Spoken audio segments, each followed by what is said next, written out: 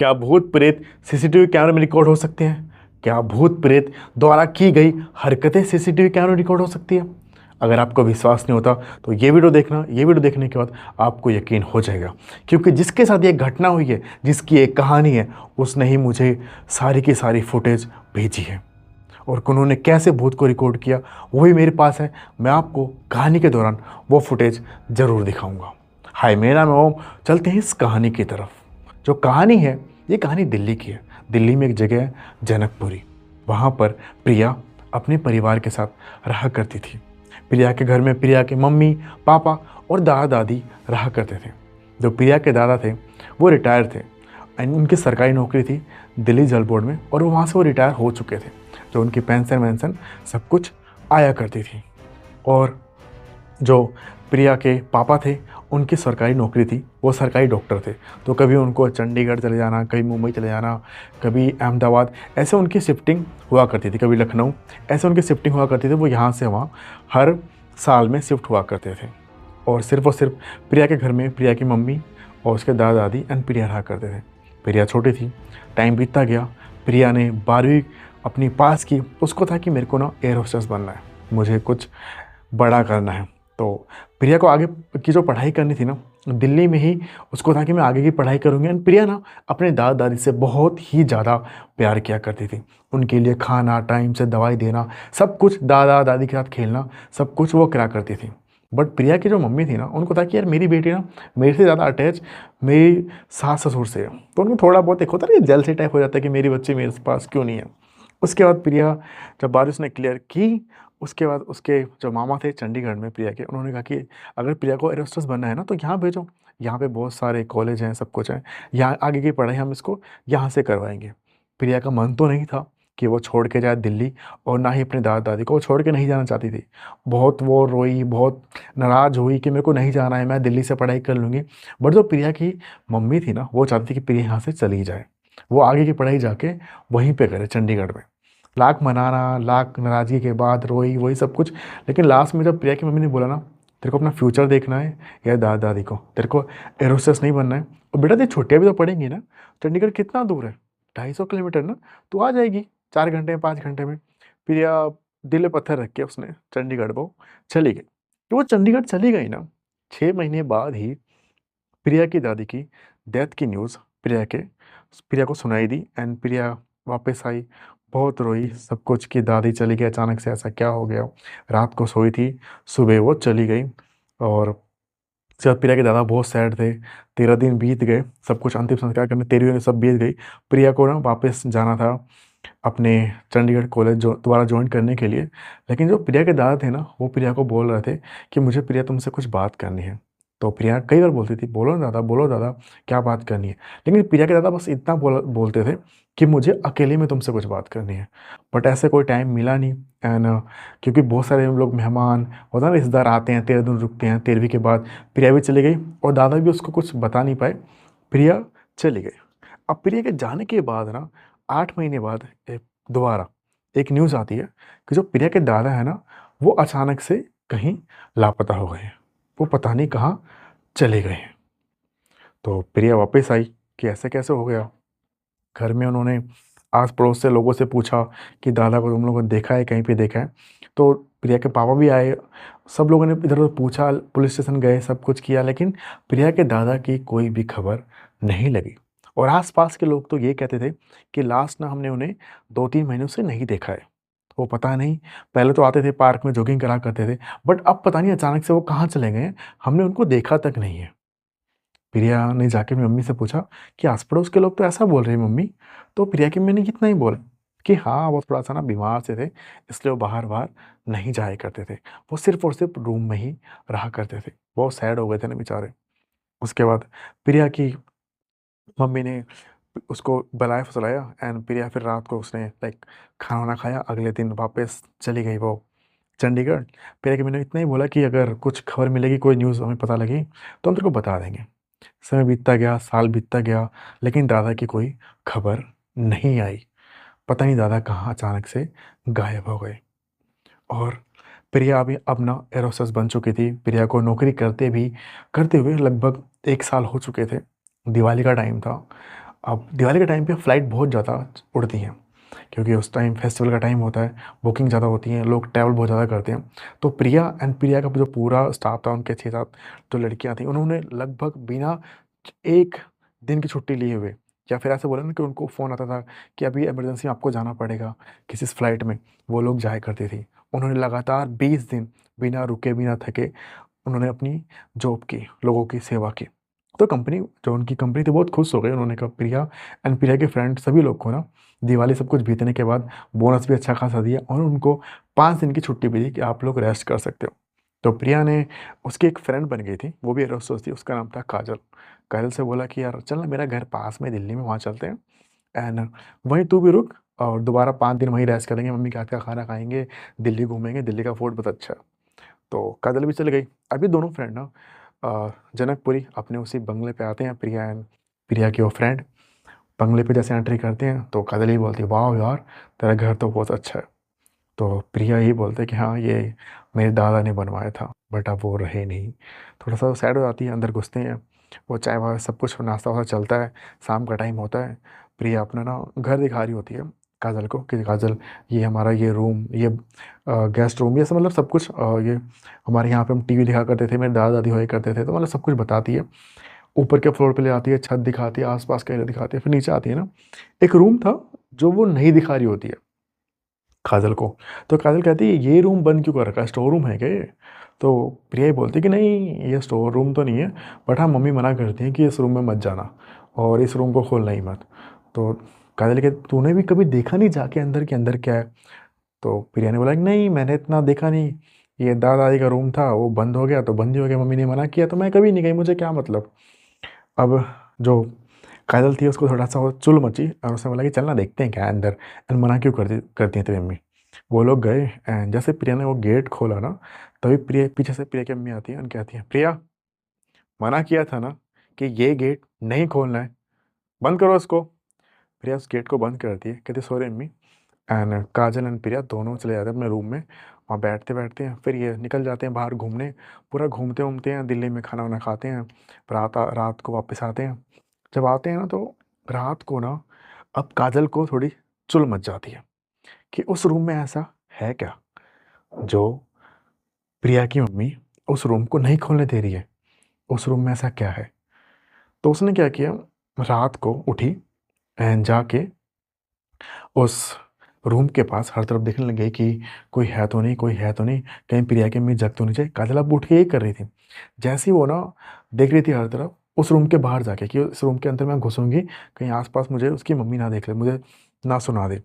तो उन्होंने उस वो जब देख ही रही थी, तभी आप देखो यहाँ पे वो हर तरफ एक ना कोई चीज़ आती है एंड उसको ना अंदर खींच के रूम के अंदर ले जाती है एंड काजल अंदर रूम के बेहोश हो जाती है।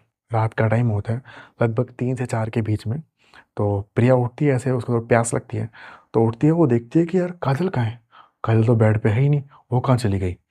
तो ना वो हर तरफ जाके देखती है कहीं वो पानी वानी तो नहीं ढूँढने गई हो, मेरे को उठाया नहीं हो, चली गई हो ढूँढने। तो वो जाके देख रही होती है तो कहीं पे ना काजल उसको दिखाई नहीं दे रही होती है। तो उसने सोचा कि क्या पता वॉशरूम गई हो, वहाँ पे देखा कहीं पर भी काजल दिखाई नहीं दे रही होती है। तो वो उसकी नज़र पड़ती है उस रूम की तरफ, दादा वाले रूम की तरफ, वो खुला हुआ होता है। अंदर जाती है, लाइट जलाने की कोशिश करती है प्रिया, बट लाइट कोई जल नहीं रही होती। एक लाइट जलती है, 0 वाट का बल्ब होता है, जिसमें ना हल्का-हल्का उजाला होता है, मतलब बिल्कुल क्लियर नहीं दिख रहा होता है। वो जाती है, देखती है काजल तो यहाँ पे गिरी पड़ी है। वो जाती है फ्रिज से ना बोतल उठा के लेके आती है, पानी-वानी छिड़कती है, काजल, काजल, काजल उठती है एंड तुरंत भाग के ना आ जाती है प्रिया के रूम में एंड रूम में आके यही कहती है, मुझे इस तेरे घर में नहीं रहना, मुझे ना यहाँ से जाना है। प्रिया पूछती क्या हुआ? अचानक से तू ऐसे क्यों बिहेव कर रही है? क्या हो गया? और रात को ऐसे तू उस रूम में क्या करने गई थी? तो काजल कहती तेरे उस रूम में कुछ है। मैं उस रूम के बाहर थी एंड मुझे कोई खींच के ना अंदर ले गया, मेरे बाल पकड़ के कोई अंदर खींच के ले गया एंड मैं अंदर जाके बेहोश हो गई। उस रूम में कुछ है प्रिया, मुझे तेरे घर से जाना है। तो प्रिया ने इतना ही बोला, तेरे को जाना है ना तू जा, बट अभी कैसे जाएगी? तू सुबह जा, रुक। सुबह होती है, काजल बाय करती है एंड सबको बाय बाय करके कहती है आंटी मुझे काम है, मतलब प्रिया की मम्मी को बहाना वहाना करके वो वहाँ से निकल जाती है। अब ना प्रिया बैठी होती है एंड सोच रही होती है कि यार क्या दिक्कत थी, क्या दिक्कत थी, ऐसा उसने क्यों बोला। तो वो जाती है अपने सीसीटीवी जहाँ पे उनका होता है पूरा कंप्यूटर वम्प्यूटर मॉनिटर सब कुछ लगा होता है, वहाँ जाके वो चेक करती है सीसीटीवी फुटेज। तो जब वो चेक कर रही होती है तो वो सच में देखती है कि जो काजल थी उस रूम के बाहर गई एंड उसको कोई खींच के अंदर ले गया। वो ना, जो प्रिया थी, अब वो सोचती कि सच में कुछ था एंड काजल झूठ नहीं बोल रही थी। वो सब कुछ बंद बंद करके आती है एंड उस रूम में ना जाने की कोशिश करती है, बट उसकी मम्मी उस हॉल में होती है एंड हॉल के जस्ट बगल में वो रूम था, उसकी मम्मी हॉल में थी, तो वो नहीं जा पाती है। वो रात का वेट करती है। रात होती है, लगभग 1 बजे का टाइम था। वो टॉर्च लेती है और उस रूम के अंदर घुस जाती है, क्योंकि लाइट जल नहीं रही होती है। जैसे उस रूम के अंदर घुसती है ना, वहाँ पर किसी बुजुर्ग औरत और आदमी, बुढ़ा बुढ़ी के रोने की आवाज़ें आने लगती हैं। और ये आवाज़, प्रिया को ऐसा लगता है कि ये आवाज़ तो किसी और की नहीं, मेरे दादा दादी की है। वो हर तरफ लाइट जला के देख रही होती है, कोई है कोई है, बट उसको कोई दिखाई नहीं दे रहा होता है। उसके बाद ना वो अचानक से जिस गेट से वो अंदर आई थी वो गेट बंद हो जाता है। वो डर जाती है, उसके हाथ पैर कांपने लगते हैं। जो उसकी टॉर्च थी वो छूट जाती है। टॉर्च ना अब बंद हो जाती है, क्योंकि नीचे गिरते और टूट के खराब हो जाती है। वो जाती है, गेट खोल लेती है, गेट बंद हो, पता नहीं गेट अचानक से कैसे बंद हो गया था। वो गेट को खोलती है और बाहर निकलती है और अपने रूम में जाके बिना किसी को कुछ बोले हुए सो जाती है। सुबह उठती है तो ना थोड़ा सा अजीब शांत शांत सा बैठी होती है। उसकी मम्मी पूछती है, प्रिया क्या हुआ, तो तुम शांत शांत क्यों है? वो कहती है, कुछ नहीं अम्मी, कुछ नहीं। अब दोबारा ना रात होती है, पूरा दिन विन जाने के बाद रात होती है। प्रिया ना बहुत हिम्मत जुटाती है, कहती है ये बात मैं किसको बताऊं, एंड ये सब किसी को बता भी नहीं सकती। मम्मी को बताऊंगी तो मम्मी मेरे को बोलेंगी कि तो उस रूम में गई क्यों, मेरी फ्रेंड आई थी वो तो यहाँ से चली गई, अब मैं ये बात शेयर किसके साथ करूँ, बहुत उसमें थी। तो वो सोचती है कि यार ये सब कुछ ना मेरे को ही देखना पड़ेगा, मेरे को हिम्मत जुटानी पड़ेगी। कल मैं टॉर्च लेके आऊँगी एक दूसरी, एंड फिर जाके उस रूम में देखूंगी। रात होती है, प्रिया सो रही होती है। तो प्रिया के ना पैर के पास ना 2 लोग बैठे होते हैं, जैसे कोई बच्चे का पैर दबाते हैं ना, बच्चे की मालिश कर रहे होते हैं। वैसे उसको दो चीज़, उसकी नींद खुलती है तो उसको दिखता है कि उसके दादा दादी उसके बैठे हैं उसके पैर के पास, उसके पैर सहला रहे हैं, जैसे कोई बच्चे का पैर सहला रहे होते हैं। तो प्रिया ना अपना पैर अपनी तरफ मोड़ती है और बैठ जाती है एंड लाइट जलाती है, तो वो दोनों चीज़ जो उसके दादा दादी थे वहाँ से गायब हो जाते हैं। तो प्रिया काफ़ी डर जाती है एंड वो चादर लेती है एंड सो जाती है। जैसे सो रही होती है ना, काफ़ी मतलब नींद तो आती नहीं, बहुत देर बाद उसको नींद आती है।